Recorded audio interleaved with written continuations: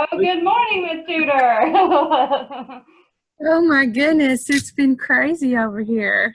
I'm telling you. And I was at the last minute getting some information, so I didn't get the. I'm sorry, I'm just now uh, logging in. I hope you didn't wait on me too long, but Oh, no problem. Megan's been freaking out, but she's okay now. So Megan thinks people should call in 15 minutes early. So, but had every intention, but I got some really good information right at the last minute. So I hope I can hear everybody's well, question. good. Hey, I know you're swamped and busy, and I just want to thank you for taking the time out of your morning to be here today to visit with our ABC Arkansas members. And I just want to give some of the folks on the call a little bit of your background, if that's okay, and then we'll. Sure.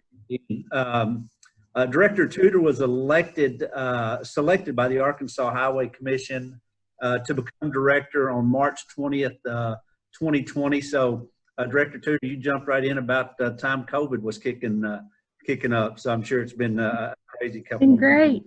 Awesome.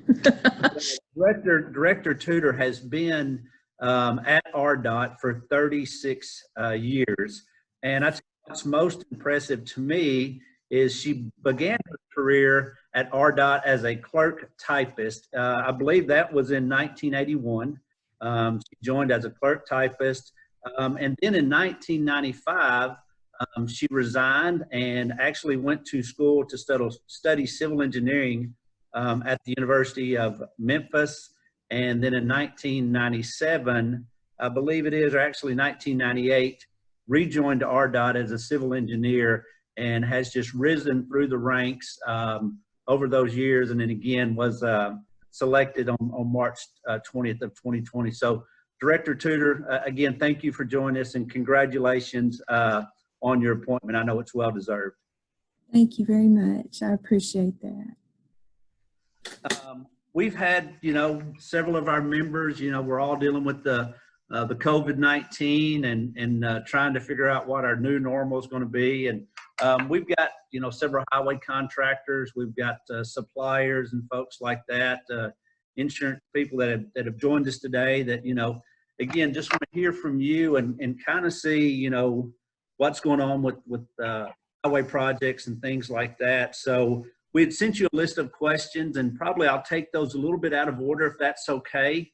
That's fine, yeah. So I guess the first question would be, what's the status of current highway projects? Did you have any that are getting postponed, canceled? Not at all. We're taking a very wait and see approach. At the very beginning of the pandemic, right when the governor started shutting down, doing the partial shutdown, a lot of people were working from home or just staying at home. And that was, I think the week of March 20th, the week of March 20th, and within that week it started. And then it really became what it is today on March 3rd, which was the day I took over as director. And one of the first things we did is we looked at traffic, because it was obvious traffic had just dropped off tremendously out there on the interstates for extremely much on the interstates, but elsewhere as well, because everyone was just hunkering down, staying at home. And so we knew that this was probably going to be a big impact on our revenues. But as it's gone on, that first week in April, we were looking at an average of 40% drop in vehicle miles traveled. And these were mainly for gasoline vehicles. Truckers were still moving forward and traveling on our interstates. But passenger vehicles, they were almost, they were very few and far between. And so we could see a huge drop in traffic. But so at first we thought, okay, we're going to have a huge decrease in our motor fuel tax revenue, which is going to extremely affect our ability to implement projects that we have on the books to implement this year. But as it turns out, we were waiting for the numbers to come in from Department of Finance and Administration, and the numbers weren't coming in nearly as low as what we projected. So we've decided that there must be some kind of lag time, and we're going to wait to see what May numbers bring before we start making decisions on whether to delay projects or not. Right now, we're not looking at an extremely hard hit on our revenues. Now that could change when we get May numbers in, but already traffic is starting to pick back up. So we're hoping, instead of having to do something drastic like stall projects or cancel contracts or postpone projects in our letting, that this will be more of a blip on the screen and that we will be able to continue business as usual, which we are right now with certain safety precautions in place. We have not canceled any projects. We don't have any plans to do so unless when the May numbers come in, we decide that we're going to be in trouble a few months down the line as far as our revenues and our cash balance goes. Can I answer? No, that was great. I know, and I also want to introduce real quick, and I forgot to before we started, so I apologize. We've got Joel Kelsey. He's our state chairman. He's with Hunt Rogers Materials out of Northwest Arkansas. And then here with me in our office, I have Brad Fryer. Brad, we're trying to social distance here, but Brad is our Central Council chairman here in Central Arkansas. So I've got both of those folks here. Another kind of a follow-up, when you first joined the town hall, you mentioned you received some good news. Is that something you're able to share? Is that something you've got to kind of keep under your hat right now? When I first joined the town hall. When you first joined the meeting today, I'm sorry. I was thinking about the town hall meetings. Yeah.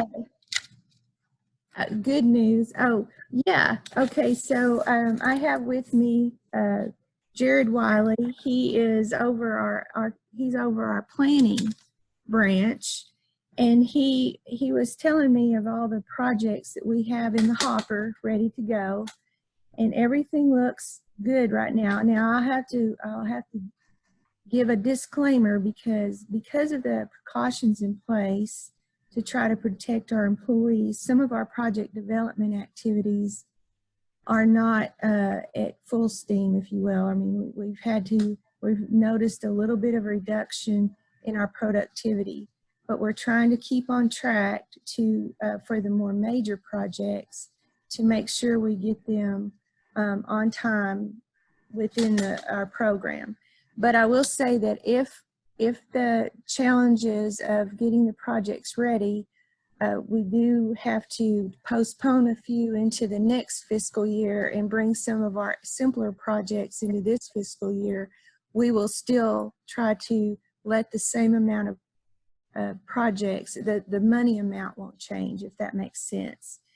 Right now, we're looking at June, August, September, and November, and we're looking at about a $490 million program of projects that we hope to let if everything goes as planned. So far, we're going full steam ahead as best we can under the safety precautions we've got in place. Good.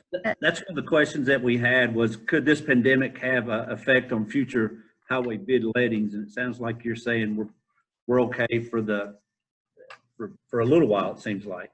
Well, for right now, we're going to say we think we're going to be okay. But of course, this is a crystal ball. We don't know if there'll be a resurgence of the virus, and that we have to go back into a semi-lockdown mode. There's so many uncertainties, but we are trying at the department not to have a knee-jerk reaction. We know how important it is to the economy to keep these projects moving forward, and we're going to do everything in our power to do so. We are trying to do so in a very safe manner so that while we're still out there working and we have the contractors working, we're keeping everyone safe while still providing the work that needs to be done so that our economy doesn't suffer any more than it already has.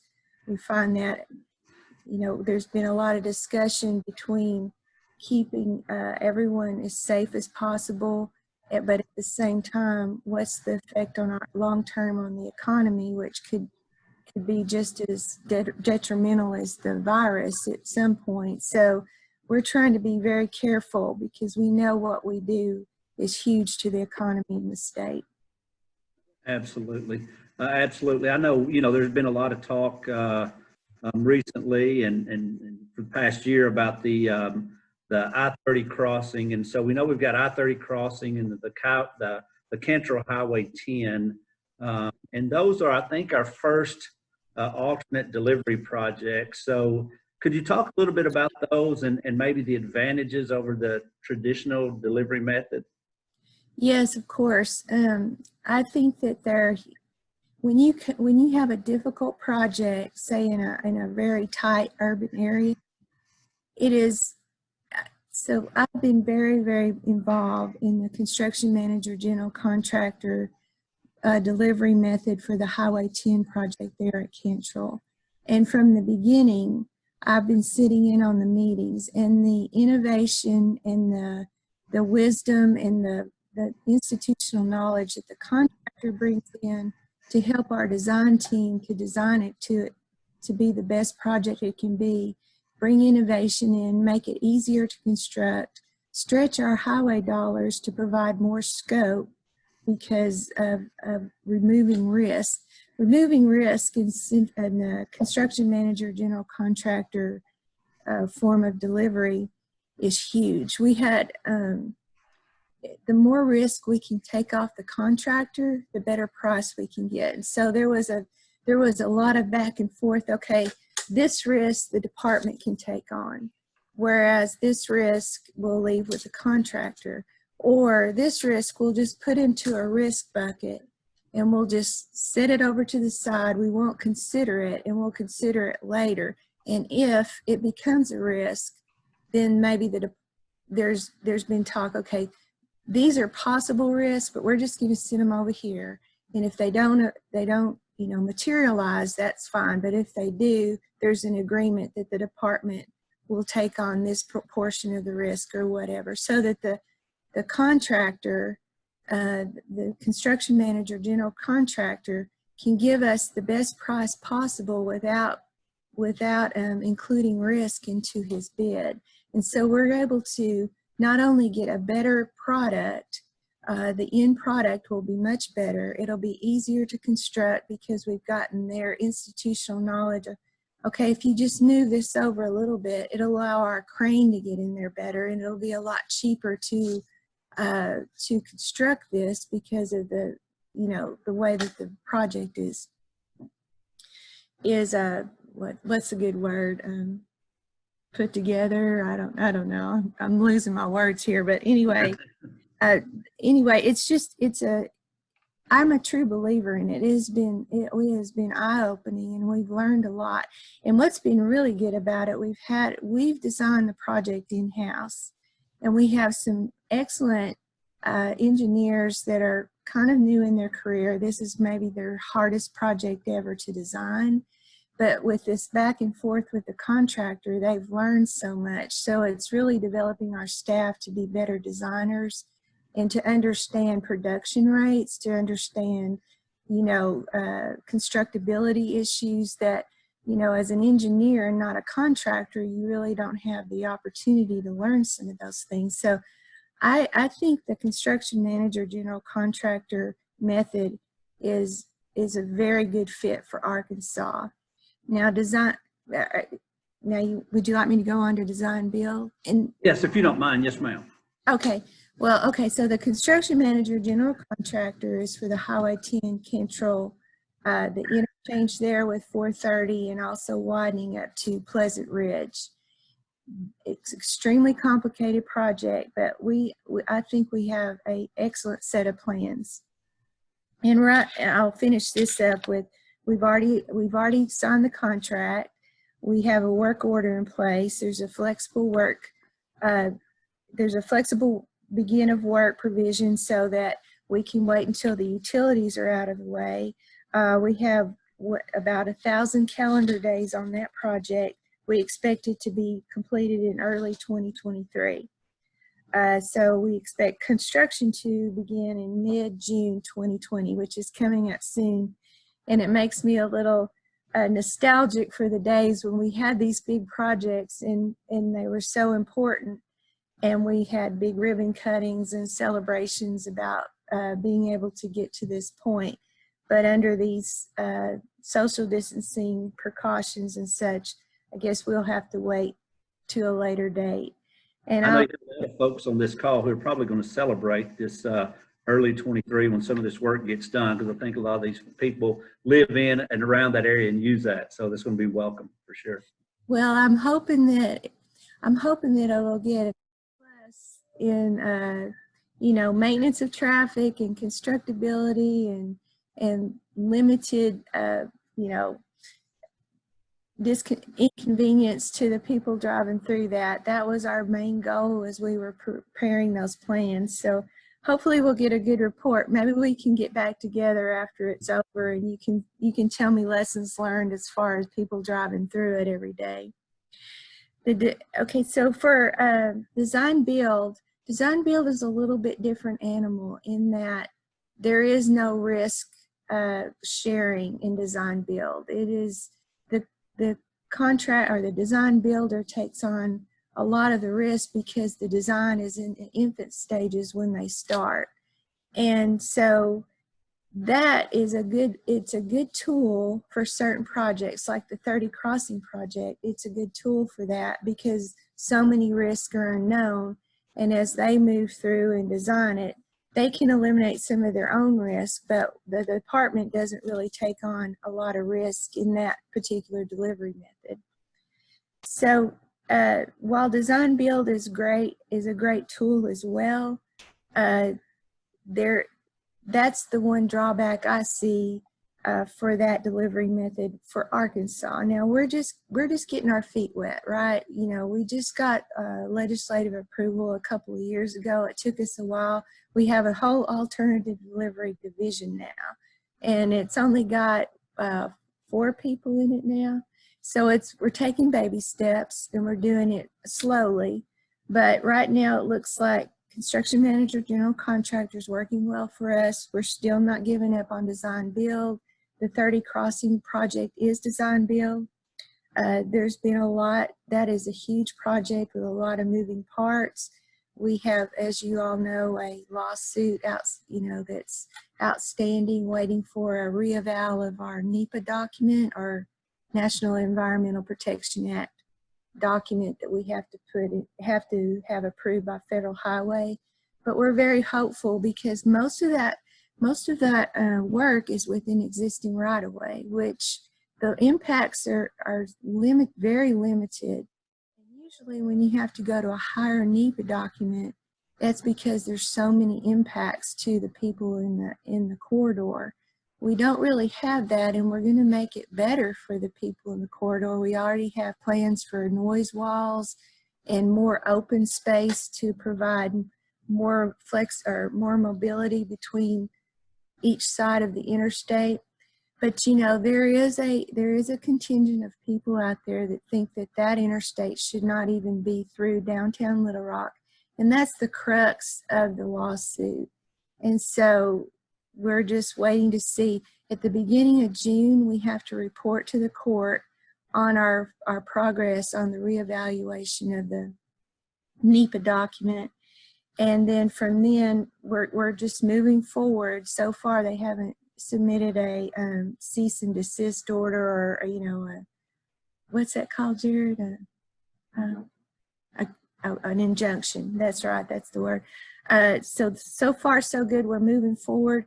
We're going to be working on utilities this summer, and we hope to start construction this fall, but it will all be contingent upon how that lawsuit plays out. But we're very hopeful that while this contingent of people, they have their opinion about whether or not that project should move forward, I think the majority of people see the need for the project. And I've traveled that area. I've traveled that I-30 right there through downtown for many years, and I can tell you there's definitely a need there to do something. As Brad's over here chuckling, he's driven that area a while too. One thing I want to touch on real quick, and just so the group is aware of, you mentioned it briefly, but on the construction manager, general contractor method, that is something that you have to go back, you would have to go back to the legislature to get approval to do a future project that way. Is that correct? That's okay. We have, for design build, we have unlimited ability to use design build in our alternative delivery methods. That the law is very broad and we're able to use it any way we want. For construction manager, general contractor, we can have up to 5 projects for a total of $200 million. We can have one project that can't exceed $100 million, so we can have one large project, and then the other 4 projects would have to be within the $100 million range. Right now, we have 2, let me find my notes here. We have 2 projects that we're working on. Like I said, we have a very small, just in its infancy stage, alternative delivery division. They're doing an excellent job. And right now, they're working on a request for proposals this summer for our second design build project, which will be in West Memphis at the I-55, I-40, Highway 77 interchange. I don't know if any of you are familiar with that. That is called the malfunction junction by a lot of vehicles because it's very difficult to maneuver through. So it's going to take some innovation. It's going to take someone to help us design that, or a designer that has experience in that, and a contractor that can help guide that. So we think that's a good candidate for our next design build project. Then we also are looking at our next CMGC, or construction manager general contractor, this summer as well. And it'll be the Highway 62, Highway 180, I-49 there in Fayetteville, the MLK interchange. We are going to do that as a CMGC project, and we're putting together the documents right now to hopefully get that going this summer. So that's 2 new ones. We've got the design build for 30 Crossing under contract. It's moving forward. We've got the construction manager general contractor for Highway 10 under contract, moving forward. So now we're putting 2 more into the hopper, and we're learning and we're getting better as we go. Real quick, we had a question come in. If you can, what is the status of the federal infrastructure stimulus that has been floated, and what will that do for Arkansas, in particular for Northwest Arkansas? Well, this okay, so I have a little cheat sheet on this. And the House Democrats unveiled their latest COVID-19 bill that was supposed to do a backstop for highway revenue. And the bill totals $3 trillion, another $3 trillion bill. We asked for 50 million. Okay, so ASHTO, who's our liaison with our congressional delegations across the nation, about what needs to happen for the Department of Transportation and for transportation infrastructure. And they asked for 50 billion, did I say million? $50 billion in backstop funding. Well, this latest COVID bill that does address transportation has only got 15 billion in it for highway formula funding. Now, Arkansas' share would be 198, or about 200 million before it's sub-allocated. And all that means is Arkansas gets a big pot of money, and then we have to give some to the bigger cities to use as they want to use. So we would receive about 170 million. There is very, very flexible money. No state match is required. It can be used for operations. It can be used for state match, so that if we do experience a huge drop in our state revenues that are needed to match federal aid, we can use this money to match our regular federal aid so that we don't run the risk of losing our regular federal aid because we can't obligate it. So you said it in general in Northwest Arkansas. Well, of course, it's going to help all projects all over the state to make sure we can let these projects to contract with confidence that we have the money in place to provide the match. And as you know, there's a cash flow issue. We have to pay the contractor and then we get reimbursed. And so if our cash balance gets too low because of our revenues coming in much lower than anticipated, then we have a problem with our cash flow. And so what we're doing is we have a cash flow program or a cash forecasting software. We're doing worst, best, and middle case scenarios to take, to keep our finger on the pulse of where we're at. But right now we're all right because, like I said, the funding is not coming in nearly as low as we expected with the drop in traffic.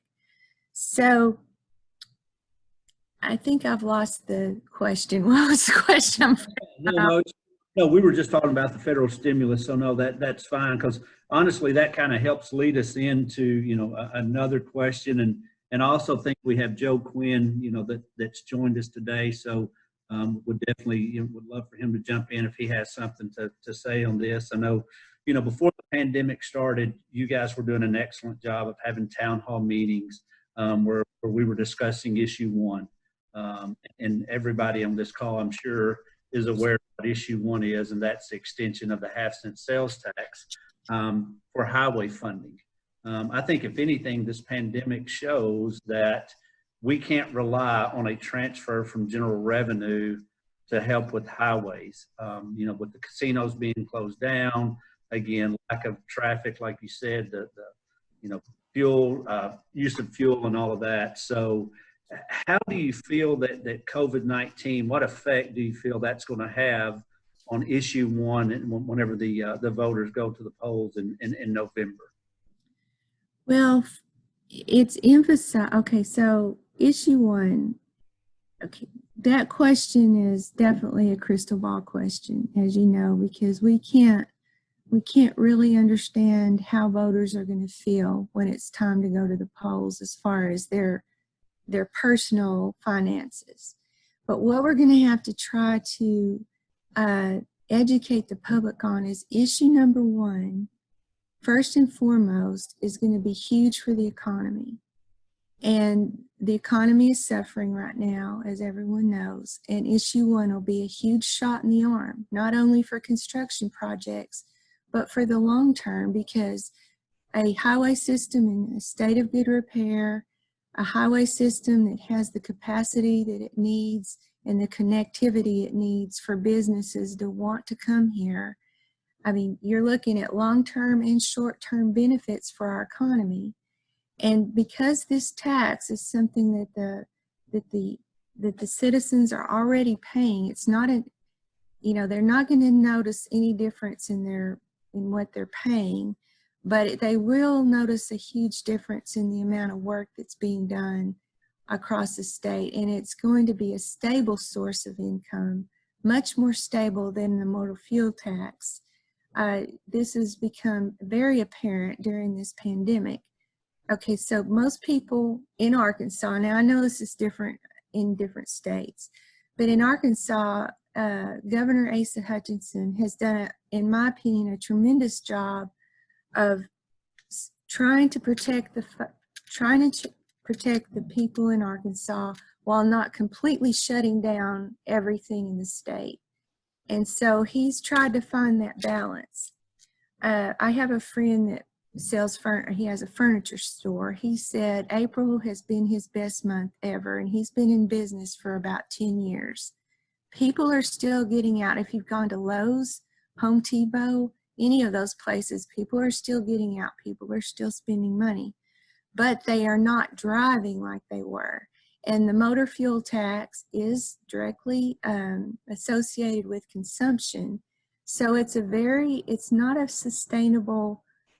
a very sustainable tax revenue source when it comes to situations like this. and we need to diversify.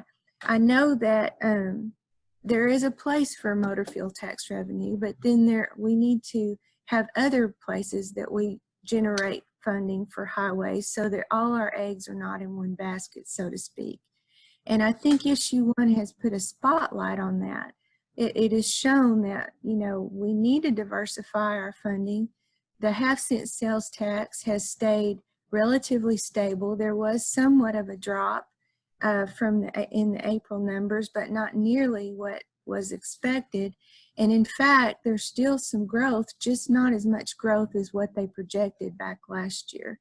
So I think issue 1, if the message is correct, if we craft the message the way we should, it's a great thing for the citizens of Arkansas as far as keeping our economy going, having a sustainable revenue so that we can keep our highways in a state of good repair.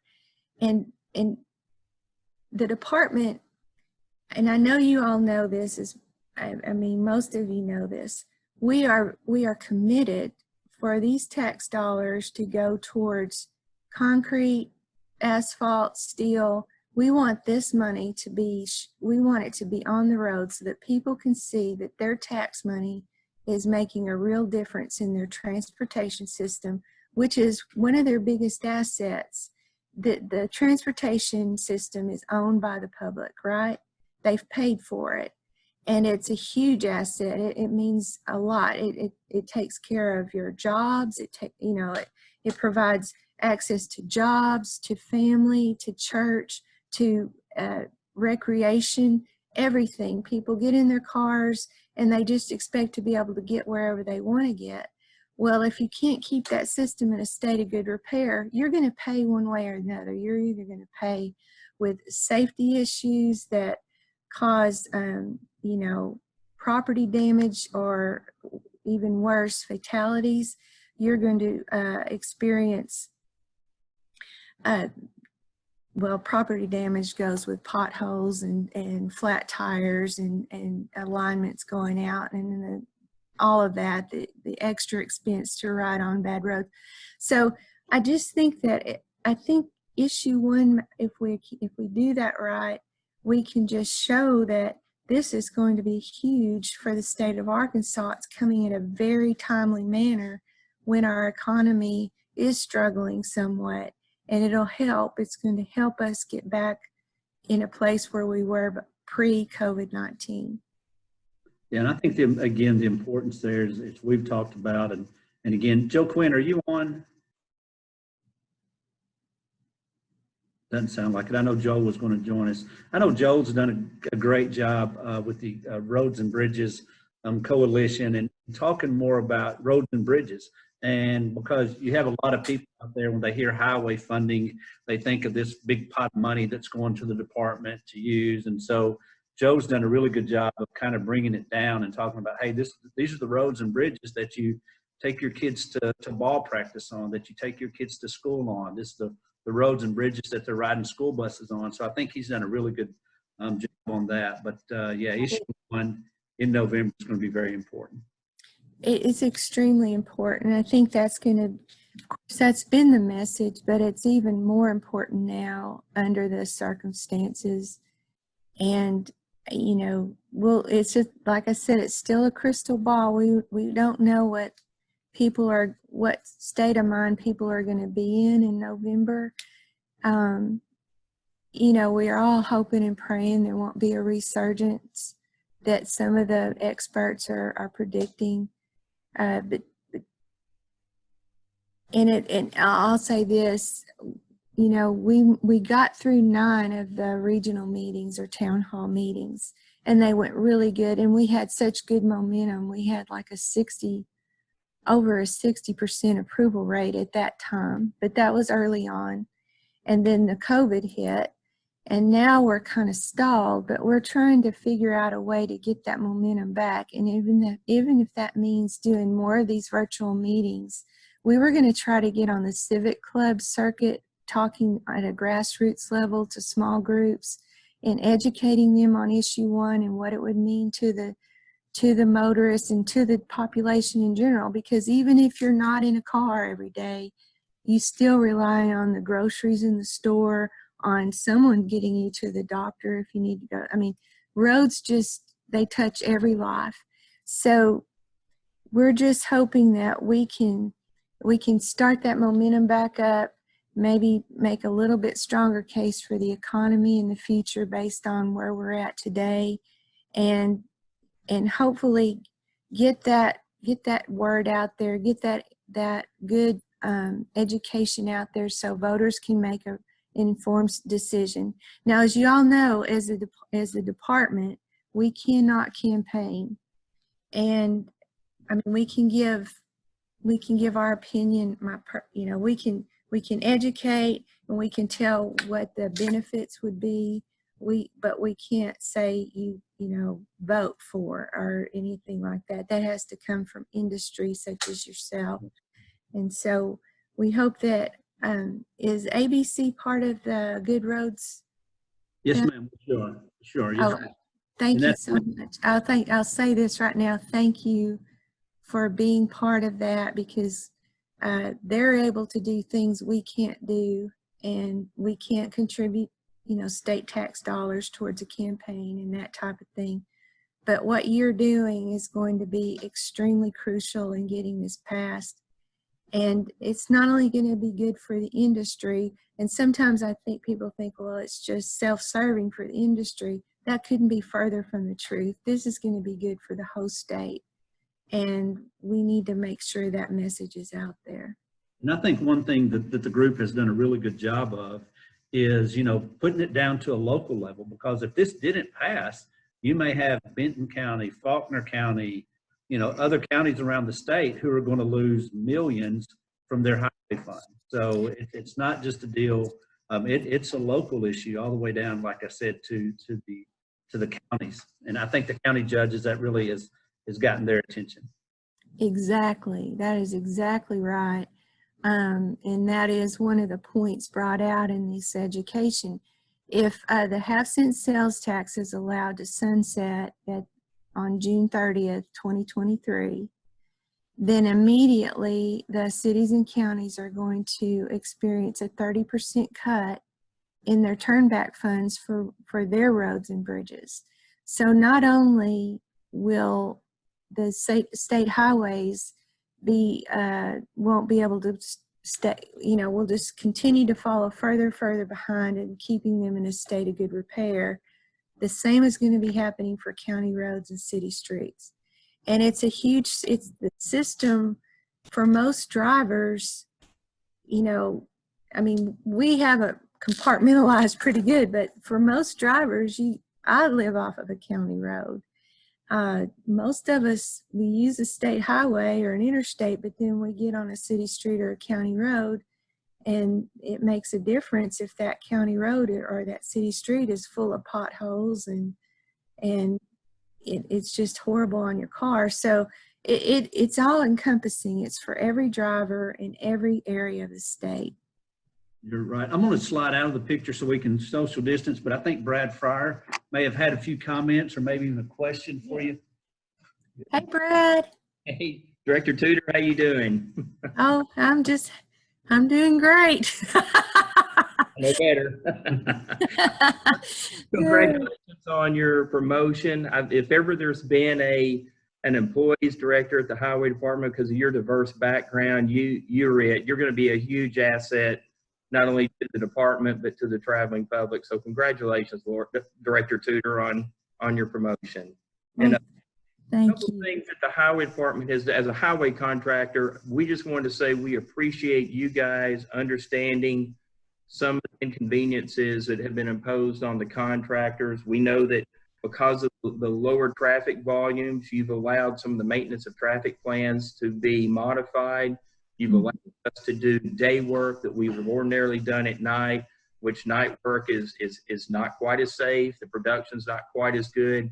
We appreciate you guys working with us on that. We know that you've given some consideration on time charges and some other things like that, because a lot of the subcontractors that would come in were staying in hotels and concerned about that. So the number of personnel and jobs are down. So just want on behalf of the highway contractors to thank the department for being forward-looking on this, working with us during this COVID-19. Thank you very much. Again, congratulations. Oh, thank you. And I will say that, you know, this whole thing, this phrase is being overused, but we're all in this together. And with our employees, we're taking extreme precautions to try to keep them as safe as possible. And we know that contractors are doing the same for their employees. And so everything that we're doing, we're wanting to make sure the contractors feel free to do the same thing and not be penalized for it.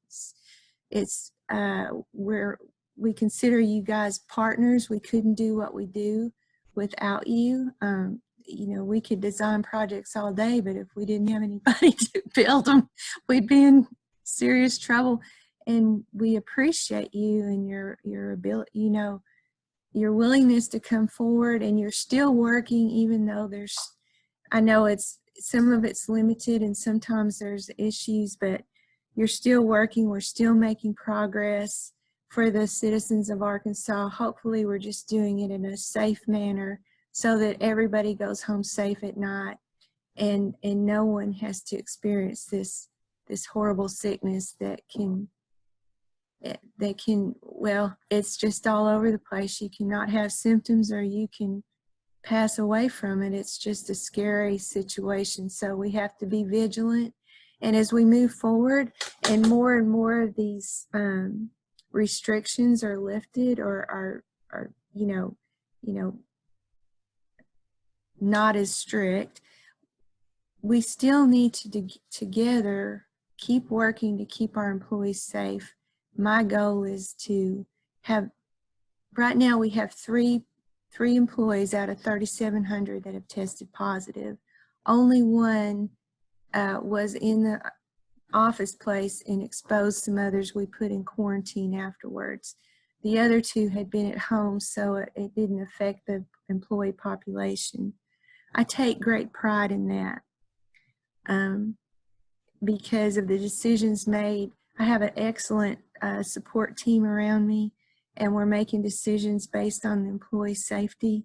And I want the same thing for you guys, and I do not want you to be penalized. And if I'll just put this out there, if there's something that comes up and it's COVID related, and you feel like maybe you're not, you know, there's some repercussions from trying to keep your employees. You have to choose between keeping your employees safe and, you know, executing the contract and not being penalized. I would ask you to contact me directly, because that is not what the purpose of this is. We really are in this together to keep everyone safe. Thank you very much for that. We certainly appreciate it. And again, congratulations. Thank you so much. I'll slide back in. Megan, did we have any questions on the chat bar? No, I mean, none that popped up, but now's your opportunity. If you've been holding back, you can If anybody chat has in, or feel free to unmute yourself and speak up if you'd like. I know Hey, we're, Tudor, I would like to say a couple words. Again, I'd like to piggyback off Brad and everybody else and congratulating you on your promotion to that. One question I did have, though, I know you talked about we had a lot of momentum on the half cent going forward to November and so forth, and the town halls, and I visited a couple of them. You know, I prefer that all of them had the same momentum and ideas and thought process that Northwest Arkansas did when we had ours. You know, it'd already be a done deal, I think. But, you know, I don't know if you guys recorded those, but if you did, I thought y'all did a really great job at presenting those at the two that I was at. So, you know, when you talk about your civic clubs and things like that, if there's an opportunity, I know you can't campaign for it, but if there's an opportunity to share that video that possibly gets down to the local civics or thing, I think that would be a great idea to share that as well. But anyway, again, thank you for everything that the highway department's doing, and you know, and allowing, you know, that sector to continue working. Oh, you're very welcome, and that's an excellent idea. When I was thinking about virtual meetings with you know, the civic club circuit, I was thinking about doing it live like I'm doing it now with having the presentations. But, you know, I'll have to talk to the commission since Director Bennett's no longer part of the department. I don't know if that, I'll have to ponder on that a little bit. I may get them to video me so I can get it perfect. And then that. Yeah, there you go. Take as few takes as you need to do it. That's there right. You go.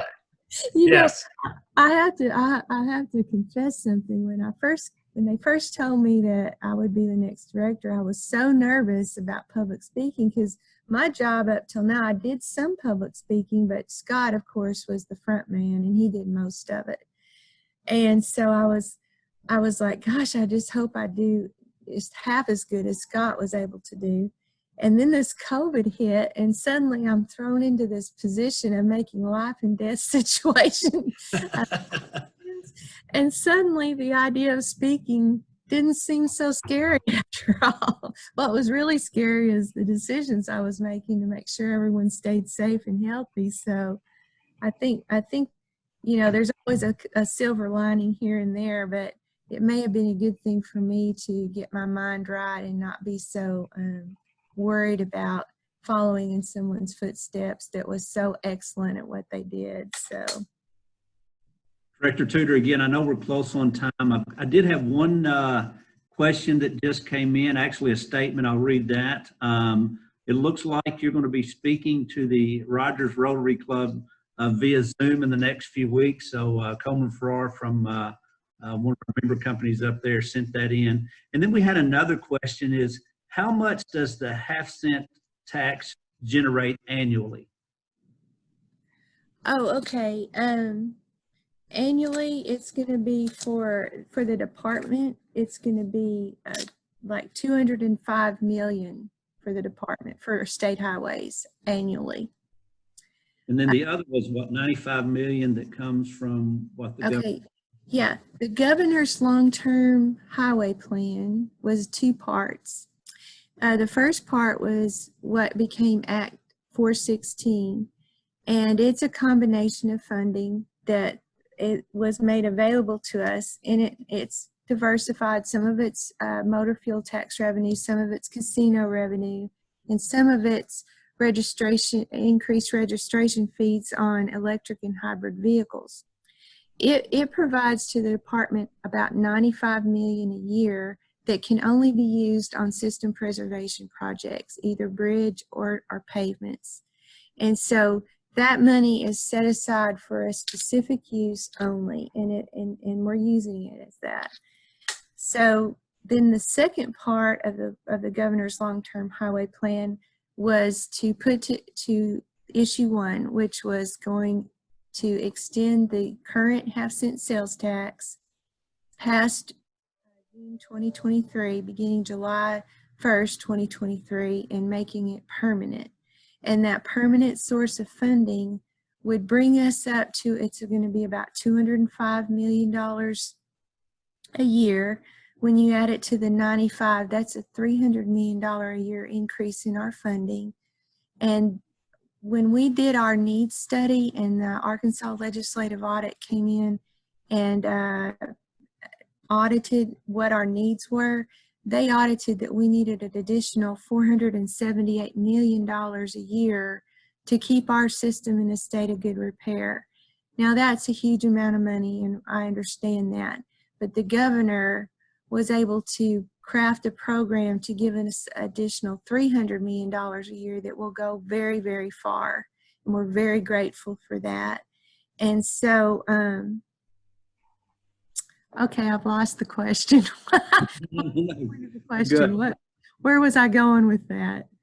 No, we do that in our office all the time. We're talking about, so no, I understand. I just want to echo what Brad and what Chairman Kelsey said, and we appreciate you coming on today, taking time out of your busy schedule. One thing I want to say, you get a lot of these legislators that have a burr under their saddle about things and want more legislative oversight and control. I know I'm getting my soapbox. Brad's kind of chuckling over here. But I tell you, our Arkansas Department of Transportation and I think the audits can back up my statement that I'm saying. It's one of the best ran departments of transportation in the country. And so you guys do an outstanding job. Keep up the good work, and we appreciate what all you do for our highway contractors. Thank you. Thank you for those words of encouragement. I don't know if you've been following the efficiency review and the articles in the newspaper, but right now we're facing some challenges, and we're just hoping that we can respond to some of this, because I agree. I mean, I know I'm prejudiced, but we do a lot. We do a whole lot that's not being reported. There's always room to improve. I know that, and we continually try to improve. But we do a lot of good things too, and we really try to get as much of the funding as possible out on the roads and into the economy. And a case in point, am I out of time? Should I stop? No, you're good. You're good. Okay. A case in point is when the half-cent sales tax passed in 2012, we made the decision that we weren't going to hire additional employees. We weren't going to grow state government. We were going to make sure we delivered that program, which is the Connecting Arkansas program, which was a program of about 36 projects, and it was for widening and improving other interstates and widening existing roads to connect all corners of the state as far as the money would go. And we made we determined that money was going to go back out into the economy. We were not going to hire additional people and grow government. So instead of us hiring additional people to implement that new program on top of what we were already doing, we hired a consultant firm to be our project manager. So that money was going back out into the economy. They handled getting all the projects ready to go. And I'm proud to report, and I was able to report this to the commission, and this makes me so proud, because I'm able to report this, whereas I'm just brand new in the position. So Director Bennett had a lot to do with us getting to this point. So I'm not going to take full credit, but I am going to take a lot of pride in reporting it to you. But the Interstate Rehabilitation Program, at the last commission meeting, we reported that we have met or exceeded our original goals for that program, and we're going to consider that one complete, and all we have left to do is to pay off the bonds, which was part of the program. Those will be paid off in 2026. So that program is a success, and it's completed. As far as the Connecting Arkansas program, which was the half-cent sales tax that was only dedicated to a program of projects, we couldn't use it anywhere else. We are within 3 projects of completing that by the end of 2023. And right now, the track that we're on, we should have those under contract by, let me look here. We should have 2 of those under contract by the end of this year, by late 2020, and the last project is scheduled for late 2021, which is well in advance of our deadline of getting everything under contract by the end of state fiscal year 2023. And when I've reported that, it's like, we do promise what we deliver, and they're within scope, on budget. At one point, the revenues were coming in lower than what we expected, so we had to cut a few projects back to stay within budget. But overall, we're delivering the program that we promised to the people, and we did not increase our employee population to implement this program. So I think that's something to be proud of, and I think the citizens of Arkansas, I want them to know that we've worked really hard to make them proud of how we've implemented those 2 programs, and then they can trust us with this next one coming up with issue number 1. Outstanding, outstanding. Again, Director Tudor, thank you so much for taking time out of your busy schedule.